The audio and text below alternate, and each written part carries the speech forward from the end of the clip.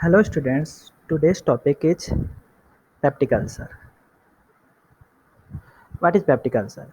Peptic ulcer is ulcerated lesion in mucosa and submucosa of the stomach or duodenum. Mucosa or submucosa of the stomach duodenum. Based on occasion, they are classified as gastric ulcer, duodenal ulcer, esophageal ulcer, and mecal diverticulum ulcer. There is another classification which is known as modified Johnson classification for gastric ulcer. They classified gastric ulcer into five types.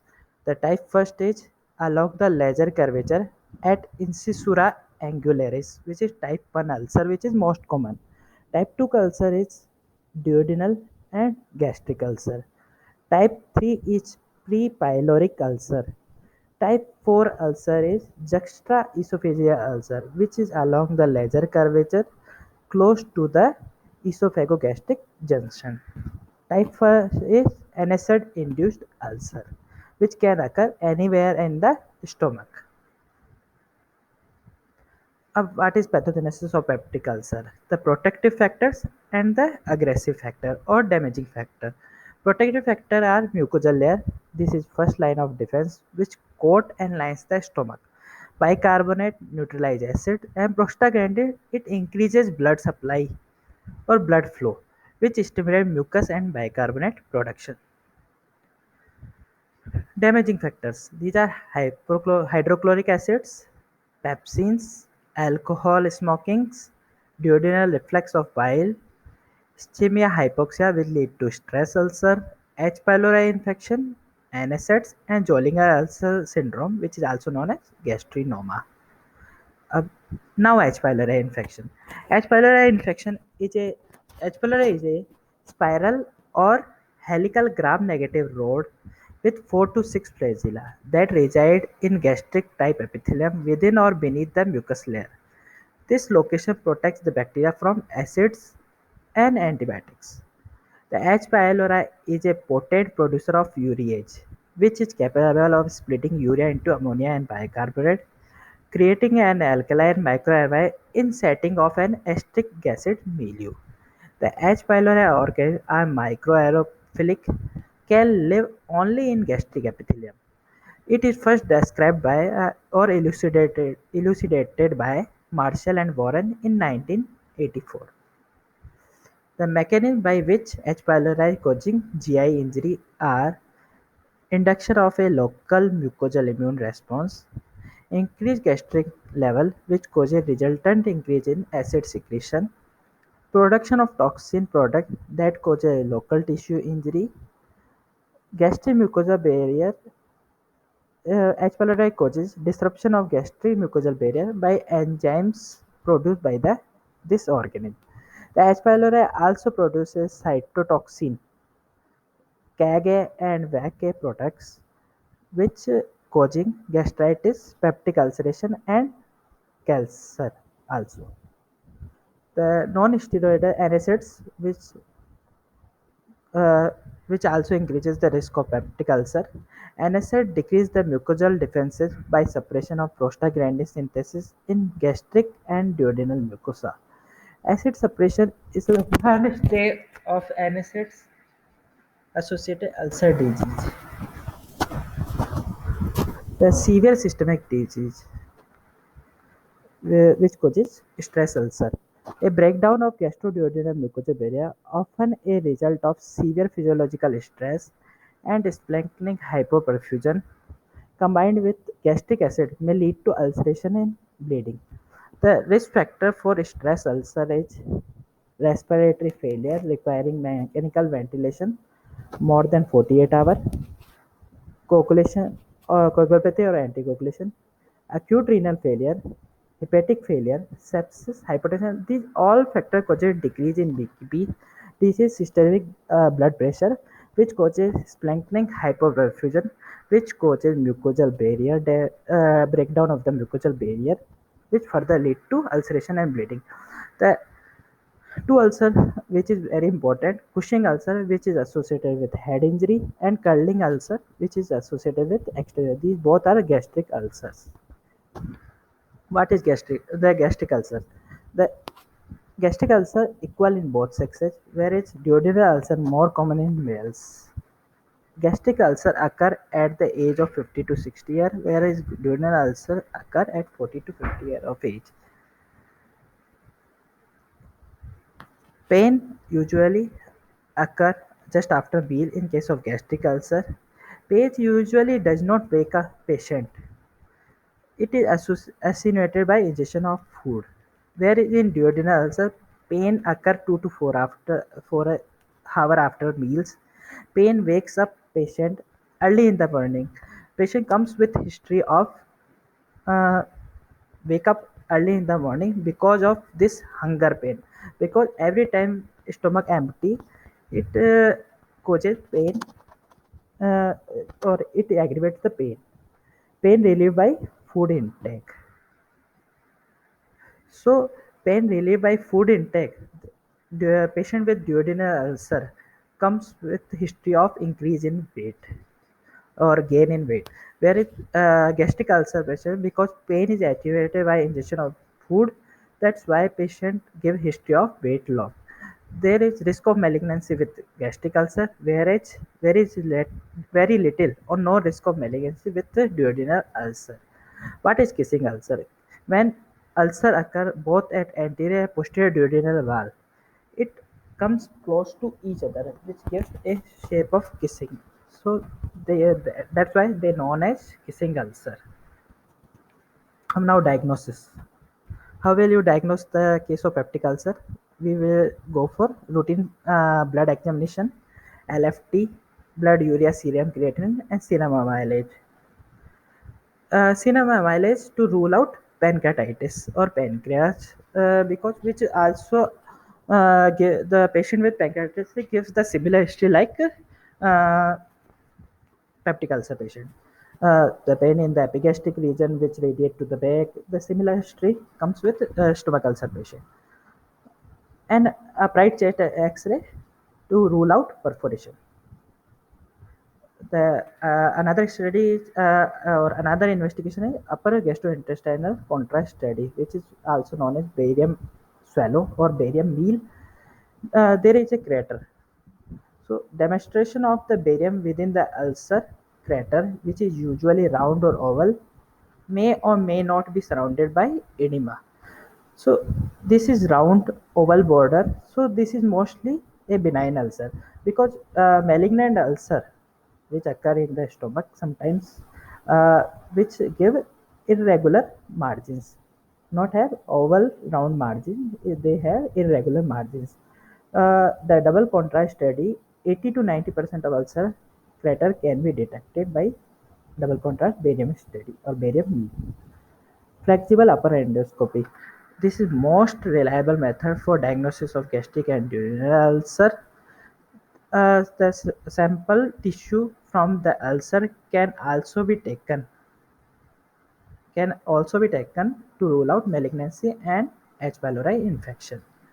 How will we do H. pylori testing?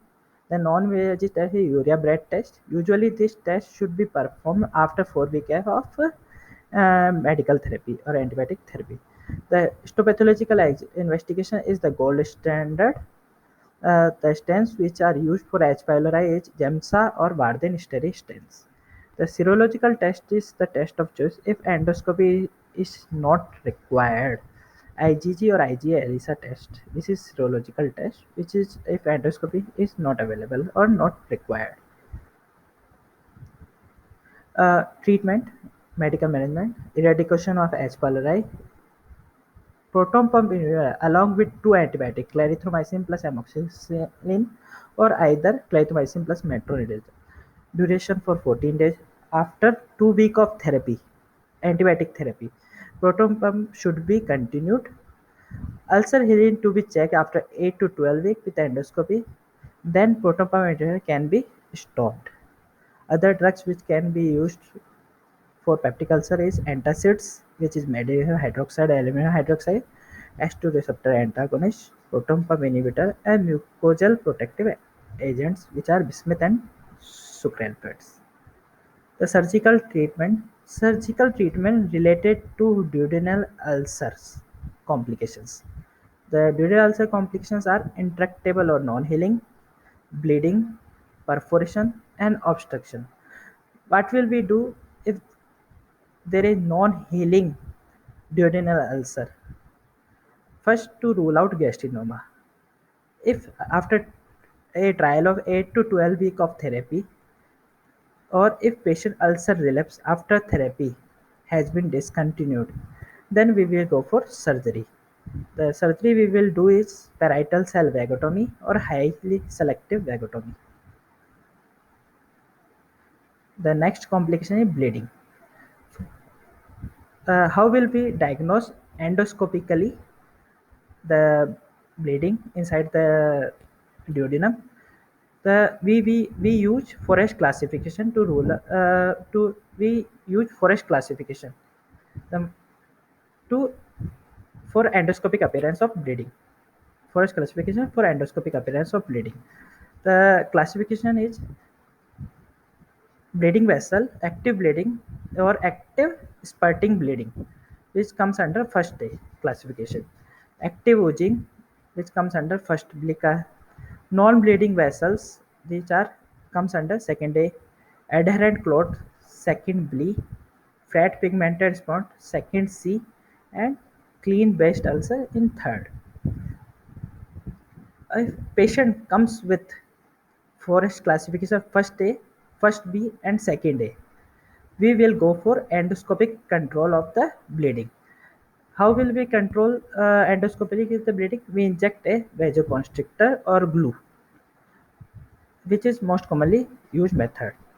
The another method which is used endoscopic thermocoagulation, clipping, electrocoagulation, diathermy, and laser therapy. If the endoscopic therapy fail, then we will go for angiographic embolization. If angiographic embolization is failed, then we will go for surgery, which is truncal vagotomy with pyloroplasty and overswing of bleeding vessel. How will we do surgery? We made a longitudinal incision across pyloric sphincter and the duodenal cap. See the bleeding vessel. Suture the bleeding vessel and do a transversely close the duodenal to avoid narrowing. Truncal vagotomy is also done along with this pyloroplasty or now the another complication is duodenal ulcer perforation. What will we do? We apply a omental patch over the perforated site and suture it here. Gastric outlet obstruction. How will we manage gastric outlet obstruction? We do truncal vagotomy with enterectomy followed by gastrojejunostomy. The most common complication or complication associated with gastrointestinal obstruction, because patient comes with history of rigorous vomiting, severe vomiting, or non-bilious vomiting. Because of loss of gastric content, there is a complication which is occur is hypochloremic, hypokalemic metabolic alkalosis. The complications related to peptic gastric ulcers are intractable or bleeding means non-healing ulcer or bleeding and perforation. When type 1 ulcer come with this complication, we will go for distal gastrectomy with Billroth 1 or Billroth 2 reconstruction. Billroth 1 is gastroduodenostomy and Billroth 2 is gastrojejunostomy. Type 2 and type 3 we will go for truncal vagotomy with enterectomy, and type 4 we go for shoemaker procedure, Pouchet procedure, Kelling-Madlener procedure, and Sandys procedure. Kelling-Madlener procedure is for unstable patient and Sandys procedure for stable patient. Perforation. If perforation occur in case of gastric ulcer, we go for omental patch repair with truncal vagotomy. The nerve supply of the stomach. Nerve supply comes through vagus nerve. Vagus nerve have two branches, anterior vagus nerve and posterior vagus nerve. Anterior vagus nerve also known as left vagus nerve, and posterior vagus nerve is known as right vagus nerve. The anterior vagus nerve at the level of esophageal hiatus give hepatic branch, and posterior vagus nerve at the level of esophageal hiatus or just below the esophageal hiatus give celiac branch. Posterior vagus nerve first branch is criminal nerve of Grassi, which supply the fundus, or the terminal branch of the left vagus nerve, which is known as nerve of Latarja, also known as crowfoot because its shape is similar like crowfoot. So it gives supply to the gastric antrum and pyloric sphincter.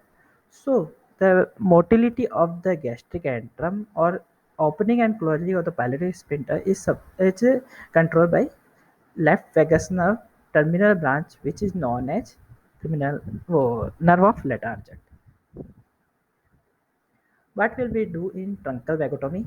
In truncal vagotomy, we cut the right and left vagus nerve just above the celiac and hepatic branch origin of the vagus nerve. Below the, if we cut the left and right vagus nerve, the origin of the hepatic and celiac branch, that is, this is known as selective vagotomy. If we separately cut the branch entering into the stomach through uh, left and right vagus nerve, this is known as parietal cell vagotomy or highly selective vagotomy. We, in this case, we do not cut the nerve of Latarjet. So the motility of the gastric antrum and opening and closing of the pyloric sphincter is preserved. So this highly selective vagotomy have least complication or least morbidity to the patient. This is procedure enterectomy. How will we do enterectomy? This is laser omentum, greater omentum, fundus, antrum. This is Billroth one procedure, which is also known as gastroduodenostomy. This Billroth 2 procedure. After distal gastrectomy, jejunal loop is attached to the stomach, or gastro-jejunal anastomosis is done. This is distal stump of the duodenum. A post-surgical complication: intraoperative bleeding, common bile duct injury, disruption of the ampulla of Vater, leakage of gastroduodenostomy or gastrojejunostomy. Gastrojejunostomy and gastroduodenostomy leakage can be occur. Ischemic necrosis of the gastric remnant, afferent and efferent loop obstruction. This is afferent loop. This is efferent loop. The afferent and efferent loop of the jejunum can be occur. Stomal obstruction. This is stoma. Stomal obstruction can be occur. Gastric reservoir dysfunction. What is gastric reservoir dysfunction? These are metabolic aberrations and dumping syndrome. Dumping syndrome has two types: early and late dumping syndrome. Early dumping syndrome occur immediately after meal in 10 to 30 minutes. It is the dumping syndrome usually occur with Billroth 2 reconstruction because pyloric hyperosmolar content of the stomach in normal stomach is controlled by the pyloric sphincter opening and closing. So hyperosmolar content of the stomach do not reach into the small bowel rapidly. It goes slowly via stomach to the small bowel. But in case of gastrojejunostomy or Billroth 2 procedure, the all of the hyperosmolar content of the stomach directly goes into the small bowel. So there is rapid shift of the extracellular fluid in the small bowel, which lead to GI symptoms and serious symptoms. GI symptoms are nausea, vomiting, epigastric fullness, abdominal cramping and diarrhea, and serious symptoms is palpitation, tachycardia, and diaphoresis. Late dumping syndrome. It's usually occur 2 to 3 hours after meal, occur due to reactive hypoglycemia because carbohydrate load to the small bowel causes hypoglycemia, which further causes insulin release from the pancreas, which further lead to hypoglycemia. So symptom which is uh, produced because of this hypoglycemia can be relieved by administration of sugar. So what is the treatment of dumping syndrome? Most most important treatment is diet therapy. Low carbohydrate diet should be given to the patient. Multiple small meals. Uh, we Multiple small meals should be advised to the patient and avoid some sort of food such as ice cream or high carbohydrate diets. If diet therapy is failed, then we will go for octreotide therapy. If conservative treatment fail, then go for surgery. Surgery is very rare. Usually, 99% of the cases of the disease can be controlled by conservative treatment. Surgery, what will we do in surgery?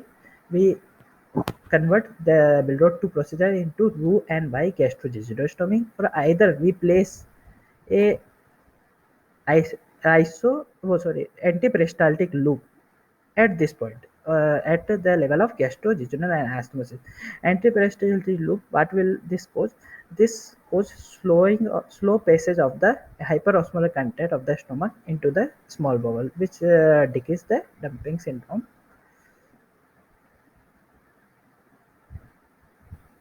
Antiperistaltic segment of the jejunum interposed between stomach and small bowel. A metabolic complication which is more common with Billroth 2 than Billroth 1. Metabolic complications are anemia, bone disease due to hypocalcemia, and weight loss. Anemia, most common anemia is iron deficiency anemia. The another is B12 deficiency anemia and folate deficiency anemia. The vagal denervation, truncal vagotomy, which lead to truncal vagotomy associated diarrhea, truncal vagotomy associated gastric stasis, and truncal vagotomy associated gallstone, which occur in 30% of the patients. Complication due to this Billroth 1 2 reconstructions.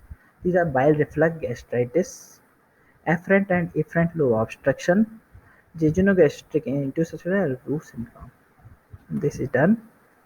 Uh, oh, this is last. How will we prevent bile reflux gastritis? The bile comes from proximal duodenum loop to the distal duodenum. When it reaches to the gastrojejunostomy stoma, it will cause reflux of the bile. So we will do gastrojejunostomy along with jejunostomy. So the bile which comes from the proximal duodenal loop goes directly through this jejunostomy into the distal jejunal loop. Does not reach to the gastrojejunostomy stoma. So this will prevent the bile reflux. This is done. Thank you.